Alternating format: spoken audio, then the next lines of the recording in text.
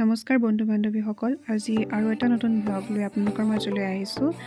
আমি যিহেতু লখিমপুৰলৈ অহা আজি 3 দিন হ'ল, গতিকে পাৰ্ট 1 পাৰ্ট 2 ভিডিঅ'ত আপোনালোকক সকলো দেখুৱালোঁ লখিমপুৰলৈকে পোৱাহি। আৰু এতিয়া আমি নাওবৈচাৰ পৰা আজি যাত্ৰা কৰিম নাৰায়ণপুৰ। গতিকে নাৰায়ণপুৰলৈ যাবলৈ সকলো সাজু হৈছোঁ। আৰু আইতাৰ মাজুজন ভায়েক আছে নাৰায়ণপুৰত, গতিকে আজি আইতা 27 বছৰৰ মূৰত আহিছে আৰু তেওঁৰ ভায়েকৰ ঘৰলৈ যাব। ইয়াৰ পৰা লখিমপুৰ নাওবৈচাৰ পৰা নাৰায়ণপুৰলৈ প্ৰায় 1 ঘণ্টাৰ ওচৰা-ওচৰি লাগে। আৰু আমি ওলাইছোঁ সকলো যাবলৈ।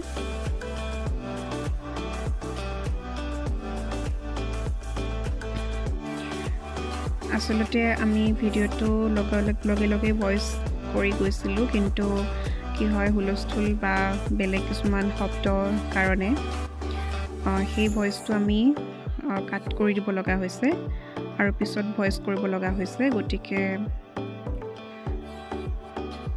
সেইখিনি আকৌ পুনৰ কৰিব লগা হৈছে।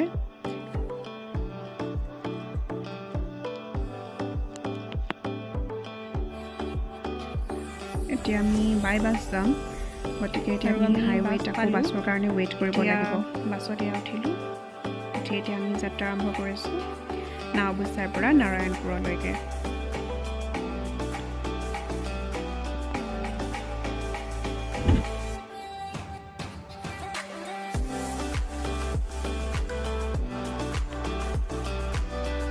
এয়া আমি প্ৰায় বান্দৰদোৱা পাওঁ হৈছোঁহি।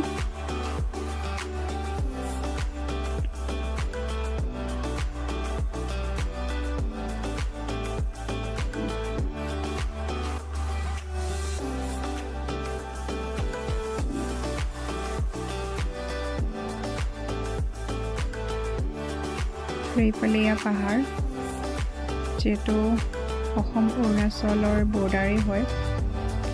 এইখিনিতে গেটো আছে, গতিকে আমি গেটখন দেখুৱাবলৈ চেষ্টা কৰিম যদি পাৰোঁ। আৰু বান্দৰদোৱা সেয়া পোৱাগৈ নাই, পামগৈ আৰু।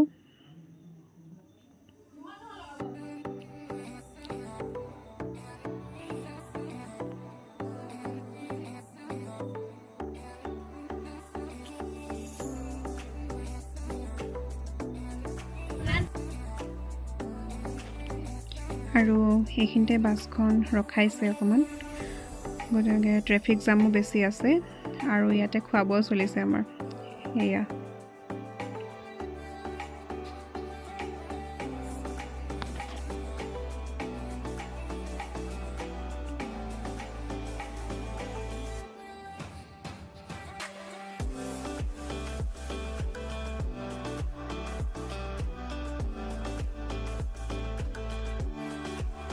এইখন বান্দৰদোৱা টাউন হয়। আৰু আজি মানে গুজৰাটলৈ হাতী সৰবৰাহ চলি আছে। এয়া ডাঙৰ ডাঙৰ ট্ৰাকবিলাকত হাতী লৈ গৈছে। সকলো সুবিধা ব্যৱস্থা কৰি নিয়া হৈছে, এম্বুলেঞ্চ আৰু তেওঁলোকৰ কাৰণে খোৱা সামগ্ৰী। গতিকে এইখিনিত অলপ ভিৰ লাগিছে আৰু অলপ টাইম লেট হৈ গৈছে। এয়া ট্ৰাকবিলাকতো হাতী সৰবৰাহ কৰি আছে। আৰু বাইকে চলিলেগৈ বাছখন।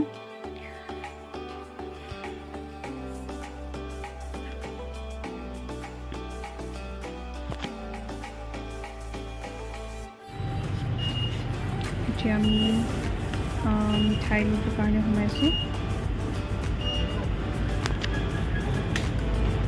আৰু এয়া নাৰায়ণপুৰ, ইয়াৰ পৰা অকণমান দূৰ গ'লেই পায়। এইটো পুখুৰী। এই পুখুৰীখনৰ পাৰতেই এখন সত্ৰ আছে। গতিকে এই সত্ৰখন পুখুৰীৰ পাৰদিয়েই মামাৰ ঘৰলৈ সোমাই যাব লাগে, মানে আমাৰ আইতাৰ ভায়েকৰ ঘৰলৈ। গতিকে এইফালে আমি এতিয়া সোমাই আহি আছোঁ।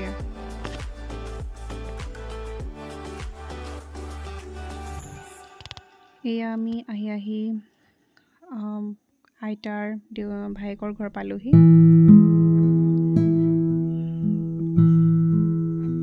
আজি 27 বছৰ মূৰত আহিছে আইতা।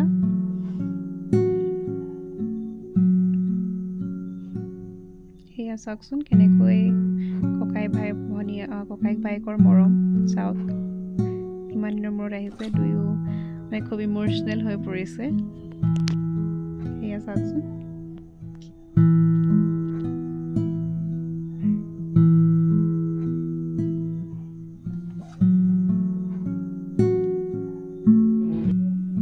আৰু এয়া আইতা আৰু আইতাৰ এয়া মাজু ভাই সকলোৱে বহি কথা পাতি আছে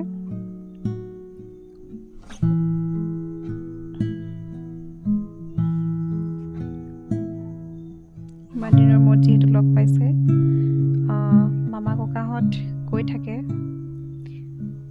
আইতাৰ ওচৰলৈ কিন্তু আইতাহে অহা নহয় গতিকে আজি ২৭ বছৰৰ মূৰত আইতা আহিছে নিজৰ ঘৰখনলৈ মানে ভায়েকৰ ঘৰলৈ আৰু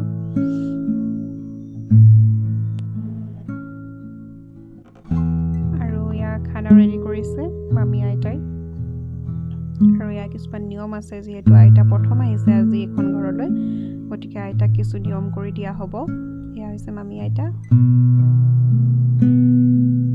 আৰু সেয়া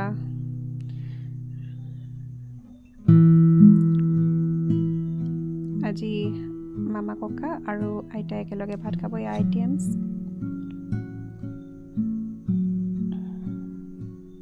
আৰু এই নাওবৈচাৰ পৰা আমাৰ লগতে আহিছে ফুৰিবৰ কাৰণে আৰু আইতাক এতিয়া নিয়ম কৰি ভাত দিব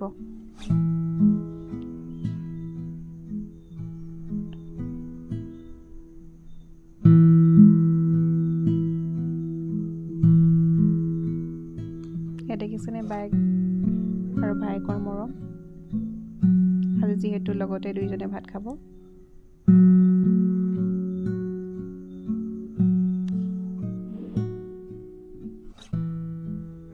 আৰু এইফালে ভাত খাই হোৱাৰ পাছত সেই বাইকৰ হাত ভায়েকে ধুৱাই দিছে যিহেতু আইতা অকণমান বয়স হৈছেতো গতিকে সকলো কাম নিজে কৰিব নোৱাৰে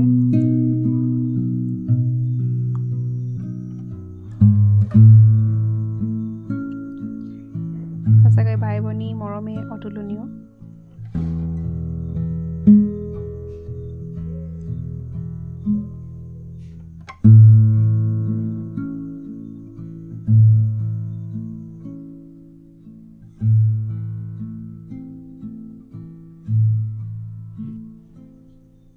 আৰু আমি এতিয়া নাৰায়ণপুৰৰ পৰা ঘূৰিছোঁ